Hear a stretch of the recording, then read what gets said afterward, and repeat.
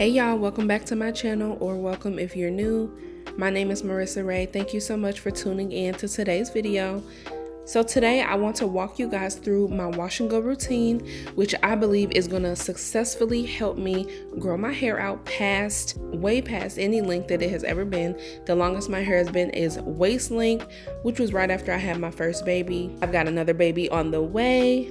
So let's just see how much we can grow this hair out, okay? And I'm growing it out by doing very minimal things, hardly nothing to my hair, mostly just wash and go routines. You know, maybe a few little other styles here and there, but I'm trying to put as little tension on my hair as possible. Oh, and by the way, the reason my hair is not waist length right now is because I've chopped it in half the middle of last year. Towards the end of this video, I'm gonna show you guys the shedding that I've been having lately, since I haven't really been slicking my hair up or anything like that. So stay tuned, and I hope you enjoy this video. So I like to start off my wash and goes with freshly washed, conditioned, deep conditioned hair. I do apply my leave-in conditioner in the shower, so that is the Goddess Strength one that I use. But for my wash and go specifically, I like to use a cream, an oil, and that's it, because I already used a leave-in conditioner the day before, so no need to reapply the leave-in, just the cream. And I make sure that I have a cream that is a defining cream, okay? This is the Carol's Daughters True Stretch Defining Cream. I think that's the name of it. When I tell you, it be clumping my curls together, and that's what I love, that's what I need. I don't prefer to use a gel in my wash and goes because I don't like the crunch. I don't like the gel feeling in my wash and goes, but a good defining cream and a good oil will do it for me. I use the African Pride Miracle Moist Oil or something like that. I forget the name, but those two products work really well together. Another product I loved using was that y'all, I can't even think of the name, but whatever foam mousse that they have, that also works really good for my wash and go. So I would use that plus these creams and oils. That's my typical wash and go. So very simple, very straightforward. I just rake it through until I see the clumpiness, the definition that I need, and I add more product if needed as well.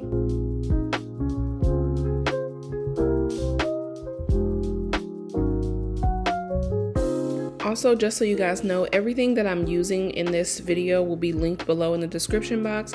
You guys can shop my Amazon storefront. I get most of my products from Amazon just because it's easier, it's more convenient. So all of my links to my products, my hair products, and my socials, my social media accounts will be down below in the description box.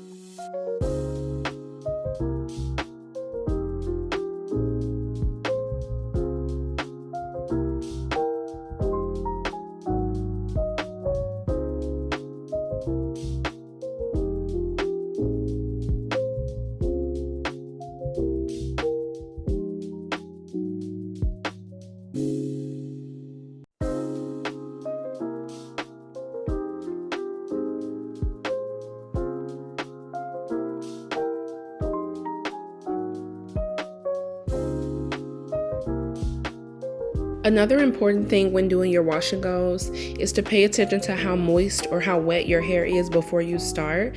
So I most of the time will do my wash and go the next day, so my hair will still be damp from the evening before. Sometimes, depending on the time I have, I will do my wash and go the same day that I washed my hair, but it just depends. But anyway, some people will say, and maybe this depends on your hair type, your hair texture, some people will say that they prefer to do their wash and goes on soaking wet hair.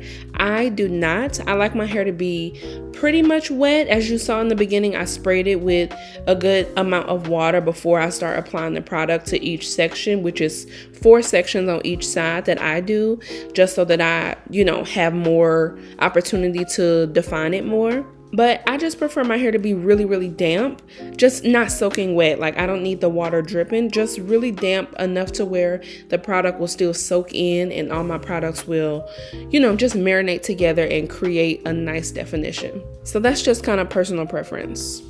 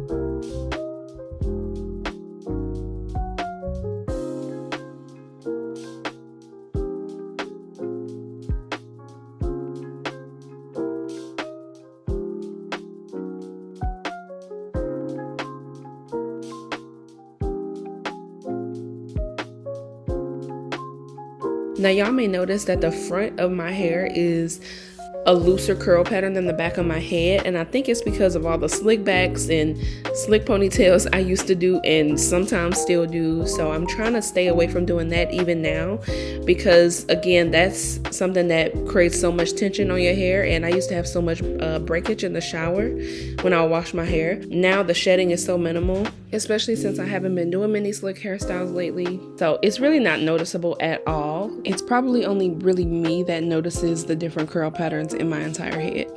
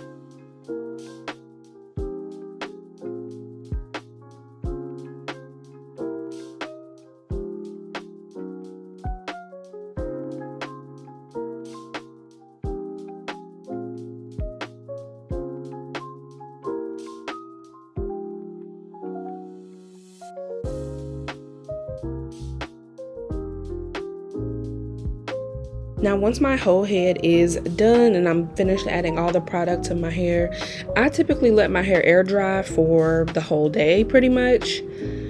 Sometimes, like today, I had somewhere to be, so I did take the blow dryer to it. That's going to be in part 2 where I do some of the styling.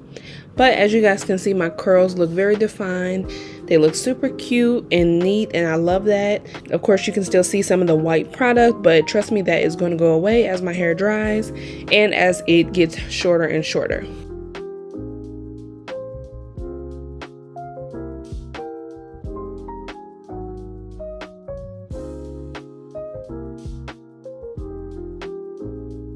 This is just where I want to show you guys the shedding that I had like 2 to 3 weeks ago when I washed my hair.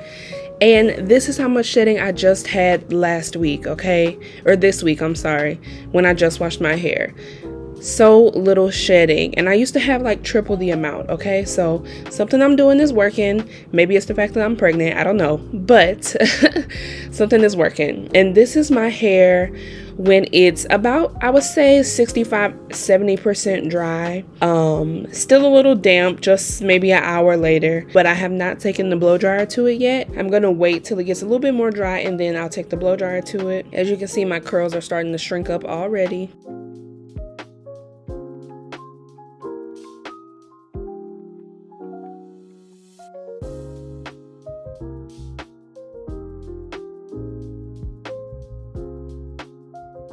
And this is my hair about 85% dry. You see that the curls have shrunken up some more, and soon I'll be taking the blow dryer to it. But please make sure you come back and subscribe to my channel. I'll be posting more videos.